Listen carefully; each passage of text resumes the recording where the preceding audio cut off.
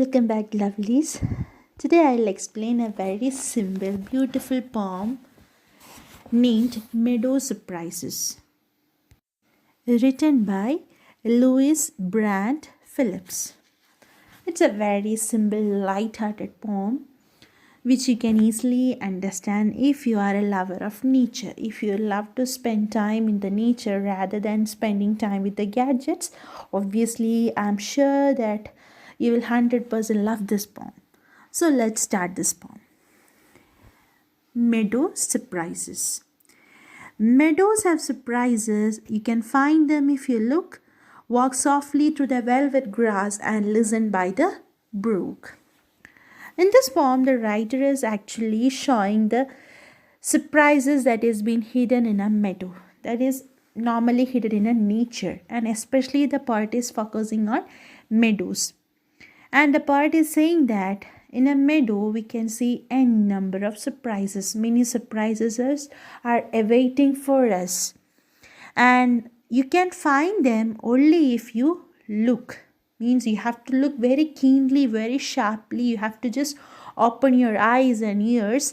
Then only you can understand or you can enjoy the magic that is been hidden in the meadow. And you can walk softly through the velvet grass. Velvet grass means very soft, very shiny grasses. The speciality of the meadow is that it is covered with the velvet grasses and you have to walk softly over it. And you can hear the sound of the brook. Brook means a small river or a small stream.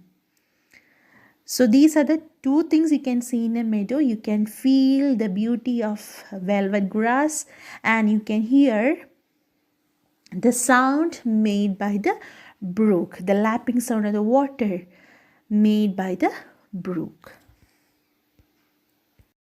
In the first stanza, we have seen the brook and the velvet grass, and in the second stanza, we can see another magic in the meadow.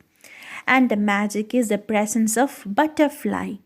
You may see a butterfly rest upon a buttercup and unfold its drinking straws to sip the nectar up.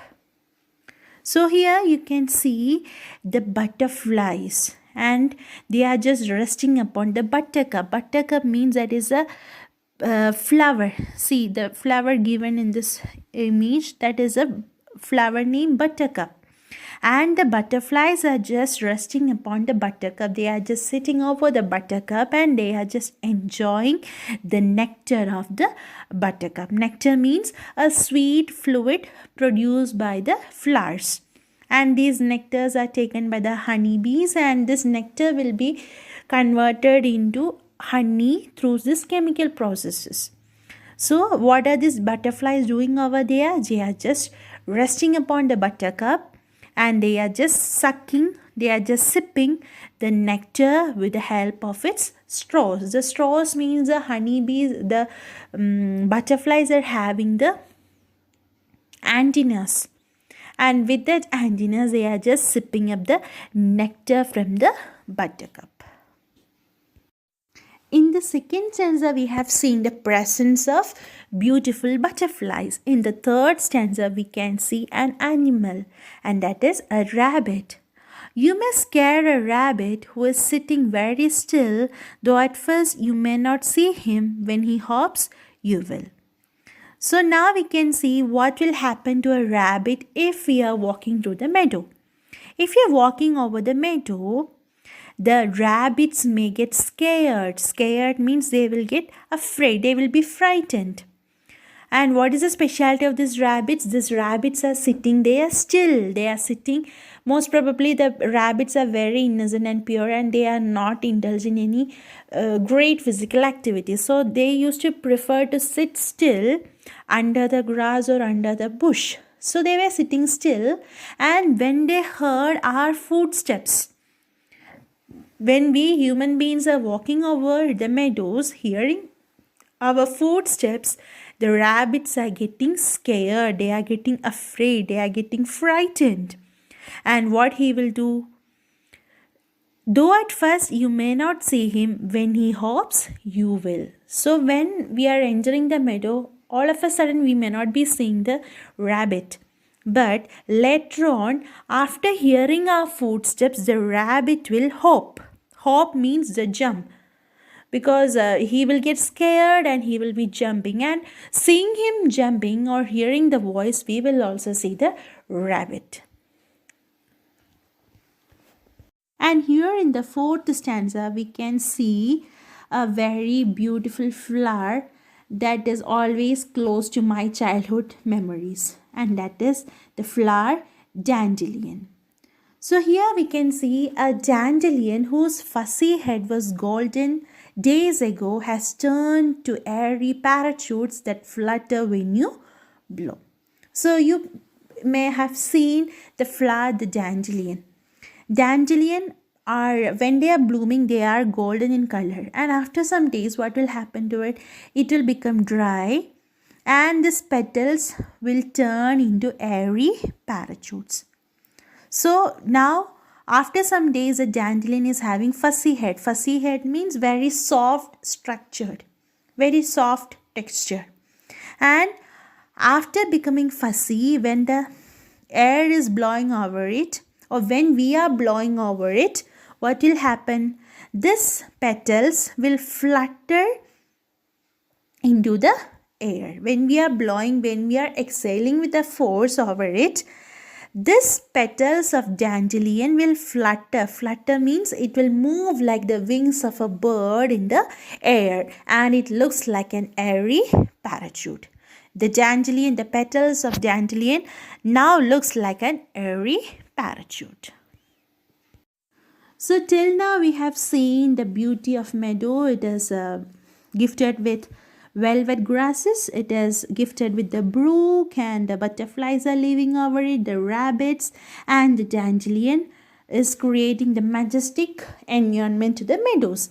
And here we can see the living structure or the shelters of some of the animals. Explore the meadow houses, the burrows in the ground, a nest beneath tall grasses, the ants' amazing mound. So, here we can see the shelters of some small animals. Either it can be an animal or a reptile.